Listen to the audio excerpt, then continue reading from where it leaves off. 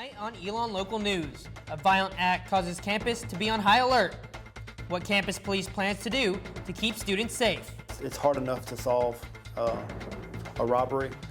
It's that much harder when you wait 13 hours to report it. It's an event that is helping the local economy and bringing the community together. It's awesome for people to come and see all the economic growth that downtown's experiencing right now. And later in the show, we found a place where students can have a wrong answer and still be right. This is a space where it's okay to fail. In fact, it's expected. ELN Local News starts right now.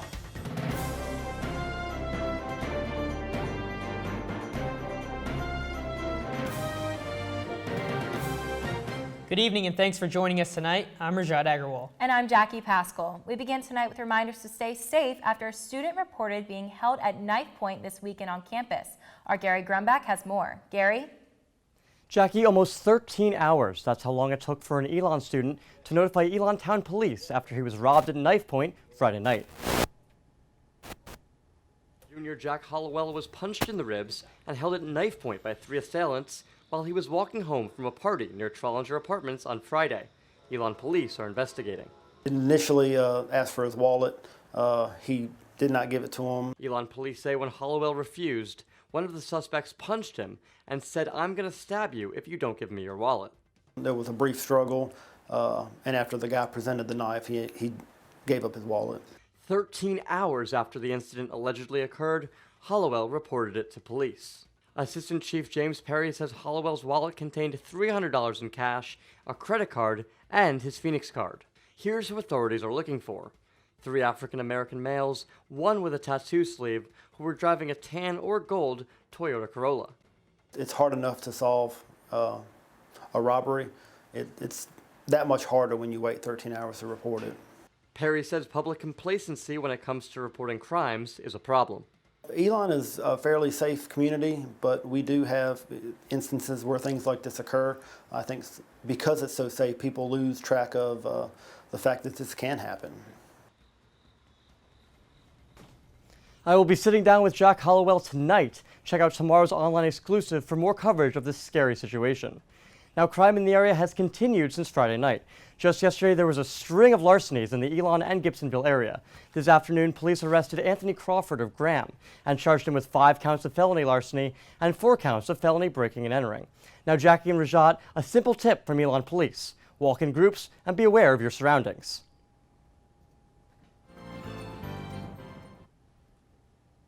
Thanks, Gary. A new tree stands outside DanielEat K as a tribute to an old friend. Friends and family of ELN student Trent Stetler remembered his life Saturday with a tree planting ceremony and memorial. Students told stories about Stetler and the impact he had on others' lives. Stetler died last January and is believed to have taken his own life. Now he is remembered by the tree outside his freshman dorm and in his friends' memories. Keeping his memory alive and not replacing him, but acting as sons to his parents and as brothers to his sister. I think that would be the best, and that's what he would have wanted. Leave letters, pictures, or stones by the tree to honor Stetler's memory. With the presidential election just 14 months away, the candidates are preparing their campaigns. The Democratic Party has 5 potential candidates: former governor of Rhode Island, Lincoln Chafee, former Secretary of State and First Lady Hillary Clinton, former Maryland Governor Martin O'Malley, Senator from Vermont Bernie Sanders, and former Senator Jim Webb from Virginia. And the Republican list seems to keep growing. There are currently 17 Republican candidates running, according to the New York Times. Some of the candidates include Scott Walker, Dr. Ben Carson, and Donald Trump. Now, with all those candidates, you might be a little confused on what you need to know about them. Our Brianna McClelland is here in studio to break down the top 2 candidates in each party. Brianna? Thanks, Rajat. No need to fear about the commotion surrounding the upcoming 2016 presidential election. Here's a breakdown of what you need to know. Leading the Democratic poll is former Secretary of State and First Lady Hillary Clinton. According to Clinton, her campaign includes goals like building the economy of tomorrow, fixing our dysfunctional political system, and protecting the United States from threats that we see and ones that are on the horizon, as reported by Newsweek. Second for the Democratic nomination is Senator Bernie Sanders from Vermont, who identifies himself as an independent. According to Sanders' campaign website, his main areas of focus are income and wealth inequality, racial justice, and fighting for women's rights, as well as others. On the right side of the aisle, business mogul Donald Trump is dominating the Republican polls. Although he doesn't speak much about his political views, he has made a point to share his view on immigration reform. On his website, he says, quote, "A nation without borders is not a nation. There must be a wall across the southern border." Last but not least, you may recognize his last name considering both his dad and his brother, George H.W. and George W. Bush, have served as presidents. Former Governor of Florida, Jeb Bush, puts an emphasis on jobs and businesses, taxes, and education. Now, although he's hoping to follow in their footsteps, he makes it known he has learned from both their successes and failures to help make his own path. Stay tuned with ELN Local News as we continue coverage of these presidential hopefuls as we get closer to 2016. Rajat, back to you. Thanks so much, Brianna. In studio now, we have Bobby DeStefano, a senior finance major, here to speak with us about what students should know about the stock market. Thank you so much, Bobby, for being here with us tonight. Thanks for having me. Now, first off, Bobby, what should students be concerned about, or should they be concerned about what happened last week in the stock market? I don't necessarily think that what happened last week should be of concern to students. I think that there's key news points that people should be watching, such as oil prices, what's happening in China, currencies, and what the Federal Reserve is going to be doing with interest rates. But the news that came out last week concerning the U.S. economy was actually positive, speaking towards employment and things like that. But because of volatility in China, our market kind of felt some shocks from that, and therefore equities went down. So do you believe the media might have exaggerated some of the stock market things going on? I know it kind of changes each week, so do you think it was too much, or? I don't necessarily think that it was an exaggeration so much as they painted it in a more negative light than they may need to have concerning the U.S. economy, because there was a lot of money lost in that week and then a lot of money gained back.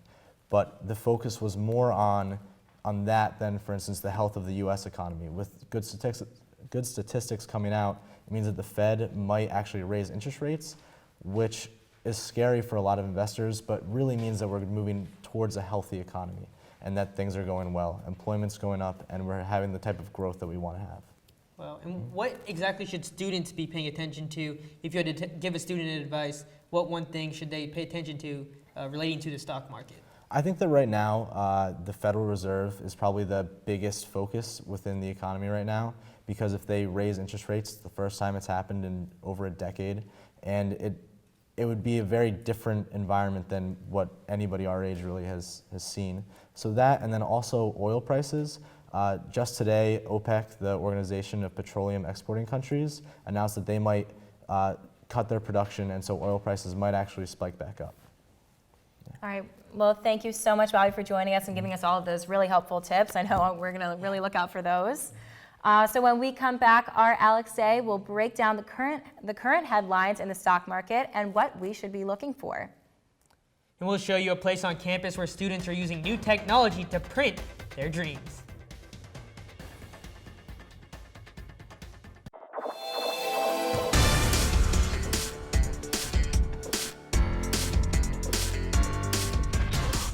Welcome back to ELN Local News. We had a breakdown of what you need to know and don't need to know about the stock market earlier. And now our Alex Day is here to recap what made headlines in the market this past week. Alex? Thanks, Jackie. The stock market is known for fluctuating almost every day, and today is no different. According to USA Today, stocks tumbled and oil prices surged today. 2015 has been a relatively stable year for the New York Stock Exchange, according to TheStreet.com. The market barely moved for the first 7.5 months of the year. Then last Monday, the Dow closed down nearly 600 points, the worst drop in 4 years. Today, the Dow Jones fell 115 points. The S&P 500 gave its worst monthly performance since May 2012. Why is this happening? There are two major issues to look at. One is China. China has risen to 16% of the world's economy, according to EconomyWatch.com, and has become highly desirable for investors to put their money in. Then the Chinese economy sank and the country devalued its currency, creating problems for investors all over the world. Second, the oil industry has gone dry, although there was a rise just today. Just 1 year ago, oil cost about $95 per barrel. Today, it only costs $49.20. This is largely because oil production is currently very high and supplies are plentiful, in part because the U.S. has become a major oil producer. As bad as the headlines were last week and today, the alleged mayhem wasn't all that bad. I'm Alex Day, Back to you, Rashad. Thanks, Alex. The stock market has affected large and small businesses alike. With new major businesses coming to Alamance Crossing, I checked out how small businesses in downtown Burlington are keeping up. Trucks, face painting, and live music. All packed into one night. So I know for me personally, this is my first time coming out here, and I think it's a really good event to get people of all ages coming down here, a lot of different things to do. The event is downtown Burlington's 4th Friday series. It launched 3 years ago through a partnership with the Burlington Downtown Corporation, Alamance Arts, and the Burlington Parks and Recreation Department. So the concept behind it was really to create something in downtown Burlington that was different than any other concert that was going on. And with such a crowd gathered in one location, local business owner Chelsea Dickey, who began her company in March, says the publicity is priceless. We've been coming out for every 4th Friday from May, and we always have a table, and it's awesome for great exposure and to point people over to the shop since we're so new in downtown. Dickey was born and raised in Burlington and says the positive economic impact on the town is undeniable. It's awesome for people to come and see all the economic growth that downtown's experiencing right now. And though the growth in Burlington is exciting, Lassiter hopes the city never loses its close-knit community. Burlington is a great place to live, and it's a great place to raise a family. And it's getting bigger, so this environment really gives us an opportunity for it to still feel like a small town. The final 4th Friday in downtown Burlington will be Friday, September 25th. The remodeling of the DanielEat Center is almost complete. The gym is the last of the installments and can be found near the north side of the DanielEat Center neighborhood. The gym will include several exercise bikes, ellipticals, and weight machines, as well as 2 indoor basketball courts. I think for the students that live out in DanielEat, to have that sort of neighborhood community feeling where you don't have to walk probably a mile or so to get to a gym, I think it's really good for them. Campus Rec plans to open the gym in the next few weeks.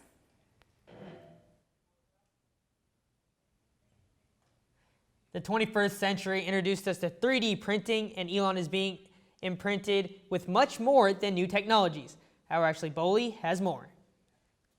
That in the space. This is a space where it's okay to fail. In fact, it's expected that you will fail repeatedly, and that's not a bad thing. There's a new place for builders and creators who like to tinker with wires and technology. Maker Hub in Colonnades E lets students and staff innovate and learn in a hands-on environment. We're trying to create a culture of making, a place where people can feel comfortable coming in with an idea, figuring out what they do and don't know, learning more, and making their project a reality. Projects include 3D printing, computing, electronics, and much more, but the inspiration doesn't stop there. Through the power of Google Cardboard, you can take a smartphone and have a virtual reality in the palms of your hands. Right now, I am seeing Paul McCartney live in virtual reality at a concert, and he is performing. Makers are no professionals, just ordinary students who are developing more than just their technical skills. This whole environment was very new to me when I first came in, and so most times we get comments where like, oh, you're an engineer, you're gonna know all this, but I had no idea and I was just as nervous. O'Connor was supported by what Vaughn calls the maker mentality. When you have a project idea,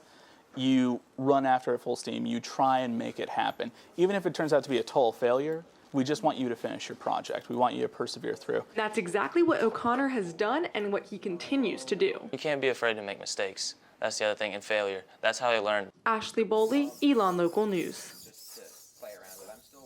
And the Maker Hub is free for any Phoenix card holder and is open Sunday through Thursday, 11 a.m. to 11 p.m. On Friday and Saturday, it's open 11 a.m. to 6 p.m. Coming up, our Sky Cowens found out that learning a language is as easy as picking up your phone. In practices, Duolingo was voted one of Time I checked out a Magazine's place where some must-have. Elon parents and some pretty important people have been checking in.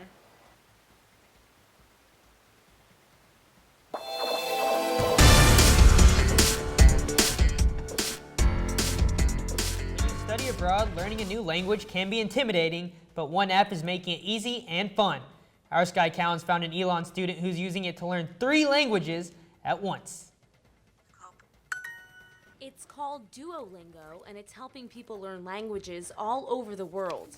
ELN senior Megan Schrock started using Duolingo last spring and practices a little bit every day. I like Duolingo because it's free. And unlike Rosetta Stone, you can study multiple languages at once. Schrock is using Duolingo to learn French, German, and Italian, but she's not using the app to speak. She's using it to be able to sing. I want to go to grad school for vocal performance and hopefully be an opera singer. Practicing hours and hours a week, working on languages and diction. Here's how it works. You can use Duolingo online or through the app on any smartphone or tablet. Just pick your desired language from the 21 offered, and Duolingo will keep you on track every day with short lessons and modules that are effective and fun. Once you complete one level, you can move on to the next. But does Duolingo actually work? Schrock says yes. Definitely, I understand a lot easier when I'm singing. According to a study conducted by the City University of New York and the University of South Carolina, an average of 34 hours of Duolingo are equivalent to a full university semester of language education. And especially like if you're studying abroad and you can't take that language as a class, like I think it's such a good resource. Duolingo was voted one of Time Magazine's must-have back-to-school apps. Sky Cowens, Elon Local News. Elon Local News also reached out to language professors here at Elon, several who say they encourage students to use Duolingo as a way to practice their skills outside of the classroom.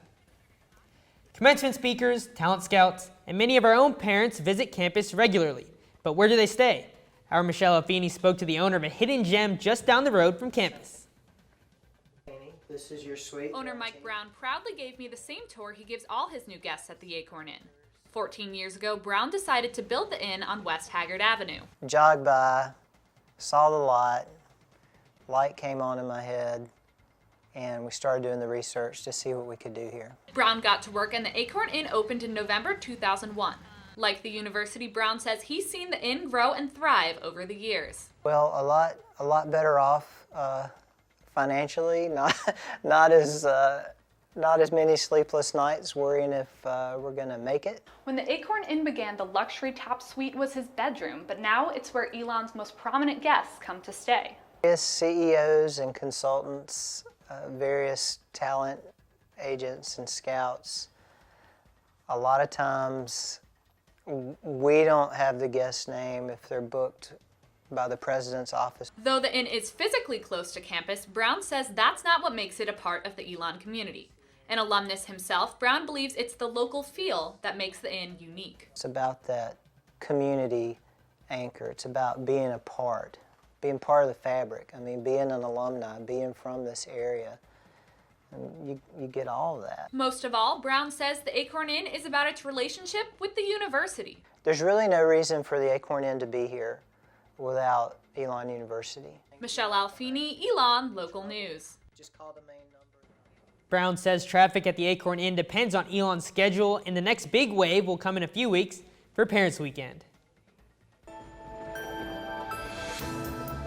When visitors come to stay at Elon, we always hope they have some of our great North Carolina weather. Our Corey Shegda is outside with this week's forecast. Corey? Thank you, Jackie. And if you were walking around campus today, you know the theme of the day was layers, layers, layers. I'm wearing a tank top right now. This morning I was walking around in a raincoat and rain boots. I could not keep up with that inconsistent weather today. But thankfully we're going to have some nice weather like we have today for the next couple days, but I cannot guarantee that for the rest of the week. Today was a high of 82 degrees. With scattered rainstorms throughout the day, and if you're going anywhere tonight, I would definitely suggest bringing a raincoat or umbrella because it looks like there might be potential rainstorms later in the night. Now let's take a look at the rest of the week in your Phoenix 5-day forecast. Tomorrow will be in the upper 80s and partly cloudy with a low in the 60s. On Wednesday, there will be only a couple degrees increase with the highs in the low 90s. There is a 10% chance of rain, so I would say you're likely to keep that raincoat inside your closet. Thursday is looking to be the nicest day of the week with mostly sunny weather and highs in the low 90s. Friday looks about the same temperature-wise, but expect an afternoon shower. Unfortunately, we will not have as great of weather this weekend. We are looking at scattered thunderstorms on Saturday, and on Sunday, some AM thunderstorms and some cloudy skies. Both the days are looking to be in the mid to high 80s. Now, I know I'm not looking forward to that gloomy weather either. It's still early in the week. I think that we can probably cross our fingers, get some nice weather this weekend. I'm Corey Shegda, Raj and Jackie, back to you. Thanks, Corey. When we come back, we'll look at some of the highlights and low points of this year's Sports Fest.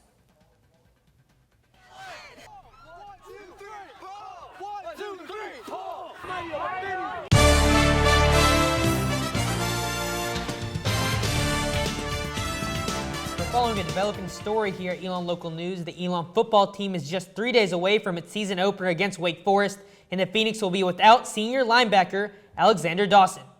Dawson has been suspended the first 2 games of the season after violating team policy. Head coach Rich Karofsky made the announcement earlier this afternoon. The Eastern Alamance alum has not missed a game since the 2012 season and posted 21 tackles in 2014. Dawson is eligible to return in Week 3 when the Phoenix hosts North Carolina A&T on September 19th. Back to the task at hand, Thursday night at Wake Forest, the Phoenix is hoping to improve on a 1-11 record, but is yet to name a starting quarterback. Either true freshman Daniel Thompson or redshirt freshman Connor Christensen will suit up with no college game experience. The last true freshman to start at QB for the Phoenix was Scott Riddle in 2007. Yes, the Scott Riddle, whose number 16 is retired and has his own personal banner in Rhodes Stadium. But even with a freshman under center, Coach Rich Skrosky thinks Elon is in a good position. You never know how a guy's going to respond when the lights go on. But I'll say this, I can't think of 2 better representatives of our program to have than Connor Christensen and Daniel Thompson. They're both, you know, when you talk about the intangible qualities that you want in a quarterback, both these guys possess it. Coach Skrosky says he hopes to name a starter by tomorrow. This weekend was the annual Sports Fest where teams compete against each other to see who would come out victorious. With 83 participating teams, this year's Sports Fest was tied for the largest in Elon history. Students teamed up to prove that they had what it takes to win Sports Fest. Before the competition began, teams were pumped up and ready to show what they were made of. Every year, look up the time. A time when journalists must put their notebooks down, stop typing, and turn to athletes. After placing in the top 25 the past 2 years, we had a reputation to uphold, and we were ready. Give me an E! Give me an L! Give me an N! ELN, let's go! We started off strong on the relay race, making it to the semifinals and losing by just seconds. Although it was more than 80 degrees outside and we were hot and tired, we rallied and prepared for the sponge race. ELN has won the sponge race for the past 2 years and we were ready to win again. Our faculty advisor, Dr. Anthony Hatcher, joined the team to help us go for that three-peat. ELN on 3! 1, 2, 3! ELN! Unfortunately, this year was not our year for the sponge race and we came in last. We regrouped and prepared for the dreaded dodgeball tournament. We barely lost in the last round when the referees ruled against us in a heated argument. We made it to the finals in tug-of-war and gave it all we had, but it wasn't enough. At least we went down fighting, and we definitely went down. Unfortunately, ELN did not place in the top 25 this year. Maybe we should just stick to journalism. Brooke Wivag.